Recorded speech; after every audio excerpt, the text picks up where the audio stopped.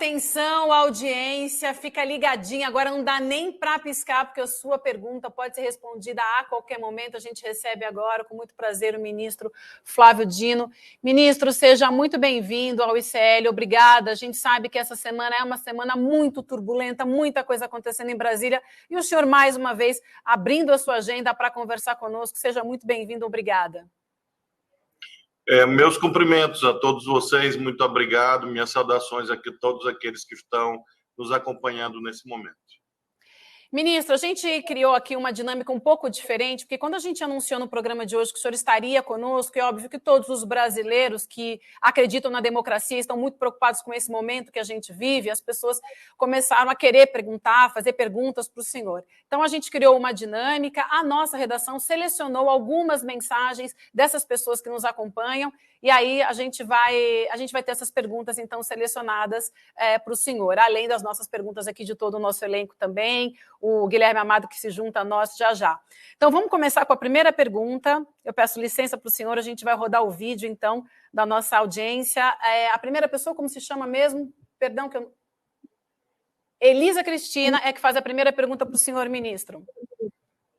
Professora Elisa Cristina Riesco, São Vicente, Baixada Santista. A minha pergunta é a seguinte: por que quando o presidente Lula pediu as imagens para o general, ele negou? Por que ele não deixou essas filmagens logo de pronto para que fosse feita uma avaliação do governo para que essas coisas não tivessem acontecido? Por que só a CNN teve acesso a essas imagens? E por que só agora? Obrigada. Professora Elisa, realmente foi uma situação surpreendente que houvesse imagens que não eram ainda de conhecimento geral. E isso, de fato, aconteceu. Essas imagens haviam sido juntadas em procedimentos, mas que tramitam na polícia. E é importante, portanto, esclarecer a todos que nenhuma autoridade do governo tem acesso ou interfere em inquéritos policiais. Então, há uma questão interna do GSI, do Gabinete de Segurança Institucional, que faço questão de lembrar, que não integra o Ministério da Justiça e Segurança Pública, é um órgão autônomo vinculado diretamente ao presidente da República, e aí houve este problema com essas imagens lá, e, ao mesmo tempo, as imagens todas na sua íntegra, não só do Planalto, mas também do Congresso e do Supremo, estão juntadas nesses inquéritos policiais, sendo analisadas por quem de direito, ou seja, pelos delegados de polícia e pelo Ministério Público e, em seguida, pelo Poder Judiciário. Então, nessa instância técnica, tenho certeza que todas as imagens estão sendo analisadas, periciadas, e são provas fundamentais para o andamento das ações penais que estão já tramitando perante o Supremo. Muito bem, ministro. Obrigada, Elisa, também. Daqui a pouco a gente vai fazer mais uma rodada com perguntas da nossa audiência. Vamos por aqui, então. Eu queria só pedir também para o Guilherme e para a Cris, para a gente fazer perguntas assim bem curtinhas, para a gente aproveitar bastante aqui o nosso tempo com o ministro. Eu vou fazer a primeira pergunta, ministro, que eu estou bastante curiosa. A gente teve ontem, eu e imagino que muitas pessoas também, né? A gente ontem divulgou aqui também no nosso programa as imagens no Planalto, mostrando o momento em que o presidente Lula chega na antessala do gabinete da presidência, né? Logo depois o senhor aparece, o ministro da Defesa, José Múcio, aparece também, o da Casa Civil, Rui Costa, os senadores Randolph e o Jacques Wagner. E aí a gente vê que o senhor gesticula bastante, a gente percebe que o senhor está bastante nervoso, conversando, e até o Guilherme que está conosco aqui, logo mais vai lhe fazer perguntas também. Ontem comentou conosco que ele ouviu ou ele teve informações do que o senhor teria dito naquele momento, a gente tem as imagens aí, e aí o que ele trouxe para a gente é que o senhor teria dito, tem que prender todo mundo, cada uma dessas pessoas tem que ser presa, o senhor cobrava isso. Queria entender se foi exatamente isso mesmo que o senhor disse, qual foi o teor ali dessa conversa naquele momento de bastante tensão.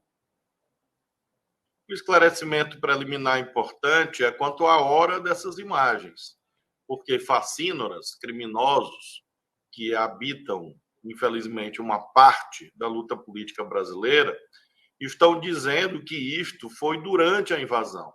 como é possível ver agora mesmo com a imagem que está na tela, que isso já era praticamente 22 horas, ou seja, foi muito após a retirada dos invasores. E ali nós estávamos exatamente conversando, debatendo sobre as consequências dos atos criminosos. Muitos perguntam se eu estava brigando com o ministro Múcio. Jamais. O ministro Múcio é meu amigo desde que foi líder do governo Lula na Câmara em 2007. Agora, é claro que eu estava tenso, é claro que eu estava indignado, é claro que eu estava desde 15 horas, 15h30, ajudando a gerenciar uma crise gravíssima, uma tentativa de golpe de Estado, e eu sou uma pessoa enfática, então eu estava falando com ênfase, mas dali saímos eu, o ministro Múcio e o ministro Rui, os três que aparecem debatendo, para uma reunião com o comando do Exército, da época. Então, não houve nenhum tipo de briga. Havia um debate, como, de fato, eu sustentei, e foi a linha correta, e sustentarei de novo, que aquelas pessoas estavam em flagrante, foram presas e deveriam ser presas. E, com a graça de Deus, isso aconteceu.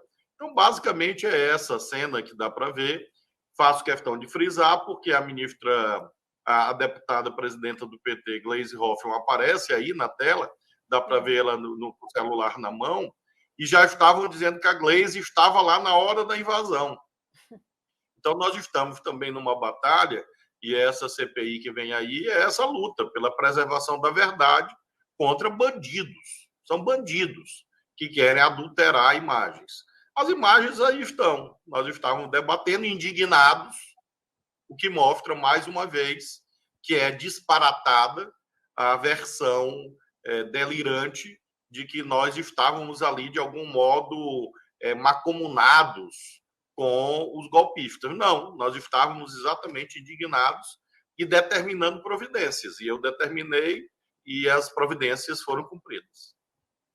Perfeito, ministro. Obrigada, Edu. Não, eu queria até fazer um depoimento aqui, que eu, quando vi essas imagens, eu fiquei me senti contemplado na minha indignação, porque no dia, ministro, primeiro, bom dia, muito obrigado por estar aqui com a gente está com uma audiência recorde, e é muito bom a gente estar com uma audiência tão grande para esclarecer assuntos que estão sendo propositalmente jogados de uma maneira absolutamente, enfim, maldosa, né? Maldosa por aqueles que querem transformar esse evento num palco para as ideias desses grupos fascistas. Já já a gente vai mostrar o que as redes sociais estão trazendo para a gente, e realmente eles conseguiram bastante destaque. Mas eu falei no dia, pô, essa turma toda tinha que ser presa.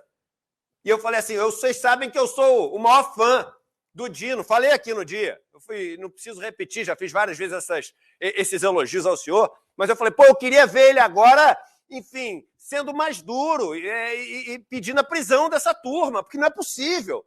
Então, quando eu vi o vídeo, eu falei assim, eu quero pedir desculpas publicamente, porque ele estava sentindo essa mesma indignação que eu senti no dia. Então, está pedido publicamente aqui, enfim, essa desculpa por um comentário que eu fiz. E a pergunta é, agora a gente, enfim, está vivendo esse tipo de situação e as pessoas querem saber o seguinte, o governo fez o que tinha que fazer no sentido de, separou ali para a carne do leão, para o leão perder a fome. Leão, a audiência, né? A opinião pública. Ou não, o governo realmente vai chegar nos generais, entendeu? Se tem, e obviamente eu que estou falando, não é o senhor, se tem algum Heleno, Vilas Boas, sei lá quem, se tem alguém envolvido, é bom o cara se tem, eu estou falando aqui jogando nomes, é bom dormir com medo, entendeu? Porque está sendo investigado e vai chegar quem tem que chegar. Essa é a pergunta que a gente quer saber. Se vai ser só a turma que entrou dentro dos ônibus ali, estava no acampamento, ou se o negócio está caminhando e é bom quem tá envolvido ficar com medo, porque tem motivo para ficar com medo. Hein, ministro? Eduardo, primeiro sobre essa indignação patriótica e cívica. De fato, quando eu chego aqui ao Ministério, que é outra confusão que eles criam, eles dizem o Dino estava lá, estava na janela. Não, eu não estava na janela. Eu fui chamado em face de uma crise que não me pertencia, falando legalmente. Claro que politicamente, como integrante do governo, eu me desloquei imediatamente para cá, para ver o que eu podia propor ao presidente da República, e, de fato, a intervenção nasceu aqui, neste gabinete que eu me encontro nesse momento. As determinações possíveis naquele momento foram adotadas aqui, e após a intervenção, nós comandamos o quê, Eduardo? Exatamente o que você disse, as prisões. As prisões, logo depois que o presidente da República decreta a intervenção, nós tomamos essas providências. E elas foram executadas, milhares, inclusive essas pessoas estão respondendo já ações criminais perante o Supremo. Agora mesmo o ministro Alexandre de Moraes votou no tocante a mais 200 réus. Então, nós já temos centenas de pessoas que estão sendo processadas. Pessoas de vários níveis políticos, eu diria. Desde pessoas que simplesmente foram lá e foram executores, até incitadores, organizadores, pequenos financiadores desses agrupamentos. E a investigação, sim, ela não tem fronteira. Agora, ela se dá nos termos da lei. Nesse aspecto, Eduardo, acontece uma curiosidade que eu gostaria de sublinhar. A CPI foi reivindicada fortemente pelos fascistas. A CPI vai agilizar a responsabilização deles, porque perante o Código de Processo Penal, há ritos a serem seguidos. Ou seja, você não pode intimar alguém a prestar um depoimento com base em achismo, com base em intuição. É preciso que você tenha indícios conducentes a provas para um delegado ou um procurador intimar alguém para dizer, venha depor. Então, esses indícios estão sendo construídos nos inquéritos policiais. Construídos, que eu digo, é importante dizer isso, construídos não no sentido de artificialmente. Eles estão sendo construídos no âmbito do inquérito. Eles estão sendo trazidos para o inquérito. A CPI não tem essas amarras. Então, gente que só iria depor daqui a 3 meses, vai depor daqui a semanas. Porque exatamente a CPI tem uma lógica diferente, do ponto de vista legal, do que um inquérito na polícia, conduzido pelo Poder Judiciário. Então, com certeza, Eduardo, posso afirmar a você, eu tenho procurado, desde aquela tarde do dia 8, ao longo da minha vida, claro, de um modo geral, manter um binômio. Firmeza, coragem e, ao mesmo tempo, serenidade. Porque se você tem apenas firmeza e coragem, de um tempero inadequado, você pode cometer erros técnicos. E eu não posso cometer erros técnicos. Eu sou o último que pode errar tecnicamente. Como um bom cristão, né, segue os conselhos de São Tomás de Aquino, que falava exatamente isso, a justiça, a coragem e a serenidade. É isso aí. Exato, exatamente isso. E justamente. E, ao mesmo tempo, esta serenidade, né, a coragem, a firmeza e a serenidade para manter o que me cabe, que é a supervisão disso tudo. E afirmo a você, e afirmo às milhares de pessoas que estão nos acompanhando. A lei está sendo cumprida, é o nosso parâmetro, é a determinação do presidente Lula, e nenhum fascista, nenhum golpista ficará impune no Brasil. Isso eu afirmo a você como uma tarefa de vida. Não é uma tarefa de governo, é uma tarefa de vida. Nós devemos isso ao Brasil. Nós devemos à nossa pátria, sobretudo os que virão depois, que esta gente golpista seja punida para não ter mais a ousadia de tentar invadir e destruir as sedes dos poderes, invadir e destruir a democracia. Não farão. E é por isso que eu me dedico todos os dias para que a lei seja cumprida contra aqueles que praticaram esses atos hediondos, como nós estamos vendo na tela. Muito bem, eu vou passar a próxima pergunta para a Cristina, por favor, Cris. Bom dia, ministro, e permita-me aproveitar aqui a oportunidade e parabenizá-lo pela firmeza, coragem, serenidade e ênfase. Agora, queria fazer a seguinte pergunta, só me corrija se eu estiver errada. mas eu lembro de ter lido um post seu dizendo que as investigações, o aprofundamento das investigações levaria, inclusive, a pessoas que ainda não apareceram nas investigações, na promoção, organização, o estímulo, enfim, a esses atos golpistas de 8 de janeiro. O senhor estava se referindo ao general Heleno, que todo mundo sabe, transformou o GSI num ninho de golpistas? Eu estava se referindo a ele ou a quem mais? O que o senhor pode nos adiantar com relação a isso? Nós tivemos 3 vertentes principais que conduziram ao 8 de janeiro. O primeiro deles, um núcleo econômico. Mas esse núcleo econômico, até aqui, não parece, Cristina, envolver grandes financiadores no sentido de grandes empresários. Provavelmente uma rede descentralizada de empresários que são, sim, grandes nos seus contextos regionais. Nós já, inclusive, identificamos vários, alguns foram presos, existem ações criminais contra vários deles, inquéritos, etc. Esse é o primeiro núcleo, o econômico-financeiro. O núcleo político, o personagem mais notável do núcleo político, já identificado e, nesse momento, preso por ordem judicial, é o meu antecessor, que esteve sentado aqui exatamente nesse local em que me encontro nesse momento. Ele era uma pessoa de destaque, ao que tudo indica, pelos indícios até aqui colhidos, nesse núcleo político. Agora, ele agia sozinho? Claro que não. Óbvio que não. E ele está pagando sozinho. Veja a deslealdade desta gente, até entre eles próprios. Então, eu me refiro, Cristina, em primeiro lugar, a este ponto. Outros integrantes do núcleo político vão aparecer. Eles existiram. E nós tivemos, em terceiro lugar, esse núcleo militar. Alguns já identificados. Nós estamos indo em camadas, eu diria. Lembremos todos que 81 militares já foram ouvidos nos inquéritos policiais. 81. Quer dizer, essas alturas, mais de 81. Era 81 na semana passada. Nós estamos chegando perto de 100. E o nível hierárquico desses militares está subindo. As imagens também ajudam nesse aspecto. E aí a resposta também, Cristina, é sim.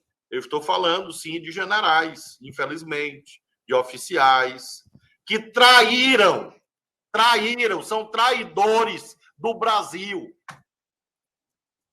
Ficam dizendo que são patriotas, são traidores vis. Porque cantam o hino nacional, juraram defender a pátria e participaram de uma conspiração. São traidores. E esses traidores vão responder perante o Poder Judiciário. Cris, obrigada pela sua pergunta. Agora eu vou passar a palavra para o Guilherme. Guilherme, por favor. Ministro, bom dia. Na formação da CPMI, existe uma expectativa do governo de que vai se ter o controle de cerca de 2/3 dos 32 cargos. Algumas pessoas falam que o governo teria 20, outras falam que teria 22, dos 32. Mas a gente sabe que tem que ter um cuidado muito grande na escolha dos nomes que vão para a CPMI, mesmo entre os partidos da base governista, para que não vá pessoas lá que sejam da oposição, na verdade, embora estejam em partidos que são da base. Como que o governo está fazendo para garantir que tenha, pelo menos, a relatoria, a presidência controladas por aliados do governo? Isso deve ser decidido essa semana, né? Guilherme, se eu pudesse me duplicar, mas eu não tenho essa máquina, eu estaria com muito gosto na CPI, como senador. Eu até pensei nisso, mas acho que nesse momento eu tenho uma tarefa a cumprir aqui no Ministério da Justiça e Segurança Pública. Acho, portanto, que a CPI será de enorme importância para que haja, nesse momento, aquilo que nós estamos lutando. Veja, nós temos uma orientação política, a orientação política do governo sempre foi no sentido de preservar a pauta parlamentar, a pauta legislativa, questão fiscal, emprego, economia, projetos para o país. Essa é a nossa linha. Mas a oposição fascista fez de tudo, exigia, muito bem, querem a CPI, façamos a CPI. A CPI nos termos da lei, nos termos da Constituição, e fiel à verdade. Eu, sinceramente, Guilherme, até vejo com assim, um certo tom anedótico a ideia, quando ela é propalada, de que eu sou um dos alvos da CPI. Eu vejo isso assim como quase como uma tentativa caricatural, desesperada, de inverter os termos do debate. E, sinceramente, não tenho nenhum receio para o governo, para o país, de qualquer composição da CPI, porque é muito simples. É verdade versus mentira. Verdade, mentira. Quaisquer que sejam os deputados e senadores que lá estejam, é impossível criar base material para as fantasias que eles põem na internet. Uma coisa é o sujeito ir lá fazer um vídeo e dizer uma loucura qualquer na internet. Já está errado, claro, moralmente, inclusive, é quebra de decoro parlamentar. Mas vamos lá, que seja uma pessoa despudorada. Faz lá o vídeo, mas numa comissão, com contraditório, ele vai dizer o quê? E ele não vai ter resposta? Claro que vai. Então, eu confio muito, Guilherme, que a coordenação política do governo, aí me refiro tanto ao ministro Padilha quanto aos líderes, nossos líderes no Congresso, na Câmara, no Senado, vão encontrar a composição boa. A boa para quem? O governo não, boa para a verdade. É o que nos basta. A verdade está do nosso lado. Paradoxalmente, aquele que falava tanto em verdade terá agora o confronto com um conjunto de mentiras. E nós temos este escudo principal. E isto nos dá muita tranquilidade quanto ao desfecho dessa CPI. Muito bem. Guilherme, obrigada pela pergunta. Ministro, antes do William fazer a pergunta dele, a gente vai dar mais um giro com a nossa audiência, com as perguntas selecionadas pela nossa redação. A gente vai ouvir agora o Jorge Pulga. Bom dia, ministro. Jorge, do Rio de Janeiro. A minha pergunta é se o senhor acredita que o país ainda está sob risco de um golpe de Estado e que há forças atualmente no país trabalhando nas sombras para que isso aconteça. Ministro, por favor. Eu diria, Jorge, que esse risco diminuiu muito desde a frustração do 8 de janeiro, mas, infelizmente, ele é um traço permanente da realidade brasileira. Na nossa formação histórica está essa dificuldade de lidar com a chamada ética da legalidade democrática. Frequentemente há essas interrupções, essas viradas de mesa e esse apelo à violência. Então, quem, como nós conhecemos, todos nós, a história brasileira, sabemos que esse risco sempre existe. Às vezes menor, às vezes maior. Mas, infelizmente, existe, porque uma parte da nossa elite econômica, inclusive, no fundo, tem saudade da Casa Grande, do Pelourinho e da Senzala. Então, sempre esses setores, não todos, um pedaço, se juntam com extremistas e oportunistas e corruptos da política e tentam formar um bloco golpista. Isso está na história brasileira. E agora continua, menor grau, pequeno, mas continua. De modo que a frase atribuída a Ulisses e Tancredo, no sentido que a democracia é uma planta terra, permanece, infelizmente, atual. É preciso todos os dias regar, cuidar e ter uma atitude de muito destemor na defesa desta plantinha que é vital para que haja oxigênio na nossa nação. Ministro Flávio Dino, bom dia. Primeiro, sempre dar parabéns para o senhor. Sempre que o senhor vem aqui, tem uma coisa nova para o senhor falar sobre o trabalho do Ministério da Justiça. Dar os parabéns para o senhor e para o Ricardo Capelli, que tem feito também um ótimo trabalho, agora em mais uma função, né? Eu queria perguntar para o senhor uma coisa que o Ricardo Capelli falou ontem sobre a desbolsonarização do GSI e quero estender isso para o governo todo. Obviamente, o governo não teve tempo de fazer transição, né? O governo Bolsonaro prejudicou muito essa transição, e foi pouco tempo, né? Em dia 8 de janeiro já aconteceu a tentativa de golpe, mas o Capelli falou que 35% do GSI já foi desbolsonarizado. Eu queria estender. O senhor acha que o governo falhou em não desbolsonarizar mais partes essenciais do governo nesse período, que acabou, inclusive, complicando nessa tentativa de golpe de 8 de janeiro? William, nós tivemos 5 dias praticamente entre a posse e o dia 8. Lembrando que houve a posse no dia 1º, dia 2 e 3, posse de ministros. Então, era muito difícil. Veja, no caso do Ministério da Justiça mesmo, havia nomeados apenas eu e o Capelli, mais uns 2 ou 3. Poucos. Então, porque isso exige um controle legal, é um procedimento. Você não exonera uma pessoa e nomeia outra sem que haja um procedimento legal, que começa no Ministério e vai até a Casa Civil, há pesquisas, enfim. Isto tudo complicou muito, e acho mesmo, William, que até a data foi influenciada por isto. Esta gente, articulada com a direita extremista global, sabe, entende de golpismo, eles não entendem de muita coisa, entendem quase nada. É uma gente mal educada, grosseira, inimiga de livros, inimiga da cultura, da ciência, do saber, mas se tem uma coisa que eles são especialistas, é em golpe de Estado. Então, acho que essa tecnologia foi usada de propósito, pegar exatamente esse momento de uma transição que não houve e aí conseguir, num certo sentido, obter esse êxito temporário que eles tiveram, e não foi adiante por conta do espírito democrático da imensa maioria do povo, que não aderiu a esse desvario. A maioria das Forças Armadas também não aderiu, tampouco das forças policiais, e se formou uma grande corrente de defesa da democracia e isolou os golpistas.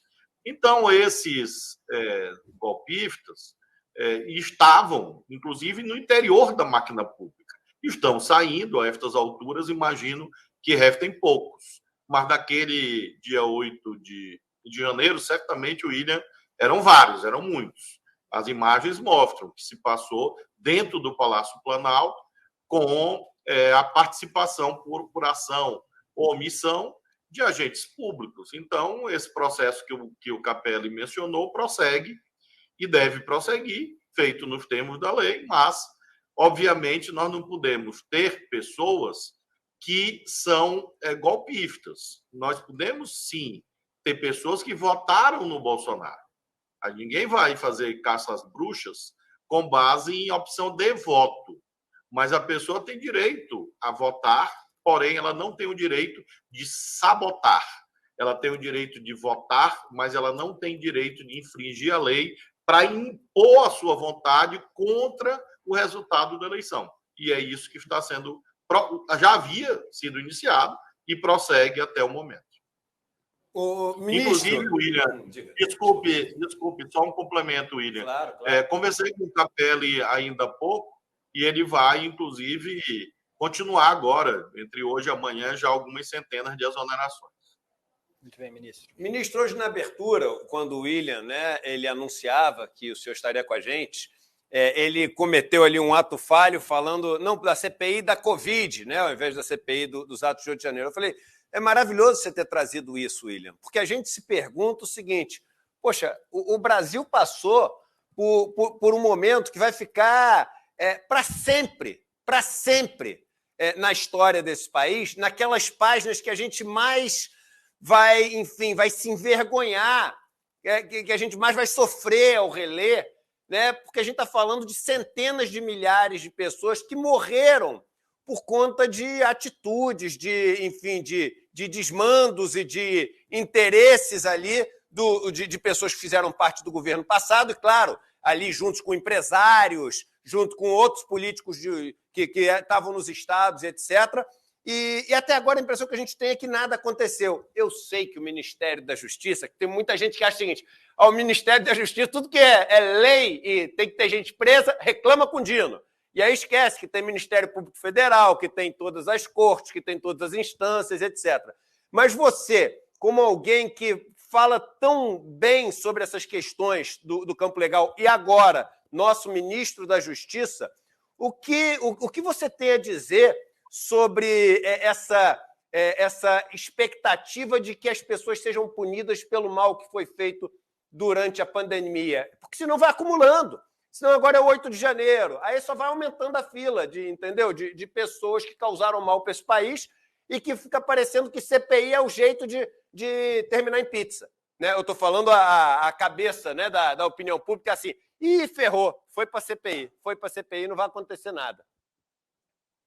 É interessante, Eduardo, essa conexão que você faz entre os terríveis, trágicos eventos atinentes à pandemia e o momento atual, porque, às vezes, as pessoas são até as mesmas, às vezes não são, mas certamente as ideias são as mesmas. Uhum. As ideias de quem ataca uma escola são as mesmas ideias daqueles que atacaram hospitais. As ideias de quem atacou o Palácio do Planalto são as mesmas ideias daqueles que disseram que as vacinas faziam mal. Então, é importante entender que nós estamos, na verdade, em episódios, como você menciona, lutando cada batalha, mas não podemos perder de vista o curso geral dos acontecimentos. Hoje, o presidente Lula foi atingido por um grupelho mal educado, grosseiro, abjeto, na Assembleia Portuguesa. Este grupelho que lá está professa as mesmas ideias destes grupelhos que cá estão. Então, essa extrema-direita global, que se organiza em torno da grosseria, da violência e da ideologia da morte, pratica todos esses ataques à lei. E o papel do Ministério da Justiça é exatamente garantir as condições institucionais no âmbito do Poder Executivo para que a justiça seja feita. Isso está sendo executado, como disse, todos os dias, mas a sua pergunta é pertinente no sentido de frisar que o Ministério da Justiça não comanda o Poder Judiciário. Então, nós temos, em relação a todos esses episódios, violência em escola, ataques em hospitais, negacionismo na pandemia, corrupção com dinheiro público na pandemia que houve. Enfim, todos esses fatos, existem inquéritos, ações penais, e os resultados vão sendo publicizados na medida em que aconteçam, assim como também em relação ao 8 de janeiro. O que eu quero dizer a você, Eduardo, que há uma atitude séria por parte do Ministério da Justiça e Segurança Pública naquilo que nos cabe. É evidente que, quando eu tomei posse, muita coisa já estava arquivada, o que pode ser desarquivado está sendo, o que não pode, legalmente falando, haverá outros procedimentos para que nós possamos, com isso, afirmar um conceito, que é o conceito da autoridade da Constituição, por sobre esses extremismos violentos que emergem em momentos como aqueles que mencionamos. Ministro, nós separamos mais uma pergunta da nossa audiência. A Sumari vai lhe perguntar agora. Bom dia, ministro. Eu gostaria de perguntar até quando as pessoas vão espalhar fake news e vão ficar impunes. Ontem, um repórter muito conhecido disse que as investigações só começaram a partir da divulgação do vídeo da CNN. Isso é um absurdo. Até quando? Sumari, nós estamos, nesse instante, acompanhando o Congresso, a Câmara, no caso, analisando o projeto de lei 2630, que foi votado no Senado. Há umas tentativas de modificações positivas. O próprio Ministério da Justiça, sob o comando da professora doutora Estela Aranha, que trata da matéria, fizemos sugestões ao relator, que é o deputado Orlando Silva, e eu espero que nós consigamos avançar nessa legislação, que é vital para o combate às fake news. Eu tenho tomado uma série de medidas naquilo que nos cabe. Cito um exemplo: a portaria que editei na semana passada, enquadrando as plataformas numa moldura normativa sobre violência contra escolas. Então, nós editamos essa portaria que é a portaria 351 do ministro da Justiça, está em vigor, e acho, Sumari, que constitui um modelo, eu diria, um paradigma, uma referência. E é a partir dessa referência que nós devemos caminhar com legislação e com aplicação. Veja que, no caso de fake news e de ameaças contra escolas, nós obtivemos um grande êxito, com centenas, com milhares de operações já executadas. Então, acho que essa é uma referência que deve também migrar para esse terreno e espero que o debate na Câmara consiga resultar numa boa lei, uma lei à altura daquilo que o Brasil merece e compatível com as melhores experiências internacionais, mormente aquelas no âmbito da União Europeia. Ministro, pegando carona nessa pergunta da nossa audiência, da Sumari, gostaria de perguntar, na sua opinião, obviamente, o que o senhor acredita que estivesse por trás desse vazamento das imagens da CNN, principalmente do primeiro vídeo, que teve aquela edição, borrão de imagens? A impressão que a gente tem é que foi intencional para derrubar o ministro general Dias. Se é isso mesmo, quem se beneficiaria disso? O senhor acredita nessa linha? Eu tenho certeza que foi um vazamento bolsonarista. Isso eu afirmo cabalmente, de inspiração bolsonarista, pessoas que são adeptas dessa exótica ideologia. Com qual propósito? Provavelmente tumultuar, criar uma narrativa, para usar a expressão já gasta, de que o general lá, e o próprio governo, de um modo geral, participou. Eles têm essa alucinação. Eu me preocupo muito até com a sanidade, assim, pensando neles. É uma alucinação, porque eles dizem que nós estávamos lá, nós sabíamos de tudo, nós participamos, planejamos, que havia infiltrados. Eles dizem, infiltrados. Cadê os infiltrados? Nós já temos milhares de horas de gravações reveladas em vários momentos. No Planalto, no Supremo, no Congresso. Cadê os infiltrados? Um nome. 1, 2, 3, 4, 5. Cadê os infiltrados? Então, realmente, é uma desfaçatez. E aí, esse vida era para tentar fortalecer essa alucinação. E eu deploro muito, lamento muito que agentes públicos tenham feito um vazamento com má intenção. E acaba que a verdade sempre vence, porque não adianta borrar. A mentira é um borrão. A verdade ultrapassa o borrão. É isso. Não adianta. Bota o borrão na cara. No outro dia aparece o nome do cidadão. É isso. Assim vai ser daqui para frente. Por isso que essa gente pode ter a segurança de que eles podem gritar, berrar, ameaçar, podem fazer o que quiser, mas a verdade é maior do que eles. Perfeito, ministro, perfeito. A gente estava comentando aqui entre nós, no nosso chat, que a gente não queria encerrar essa entrevista, que realmente foi muito importante tê-lo conosco hoje. A gente agradece mais uma vez, porque, de novo, eu repito, a gente sabe da sua agenda, do seu trabalho, ministro, então, obrigada por abrir esse espaço e conversar conosco hoje. Uma excelente semana e bom trabalho. Muito obrigado e parabéns a vocês pelo notável trabalho que eu acompanho com muita alegria. Desejo sorte, sucesso, êxito e proteção de Deus a todos vocês. Um abraço, estamos firmes. Democracia vence sempre.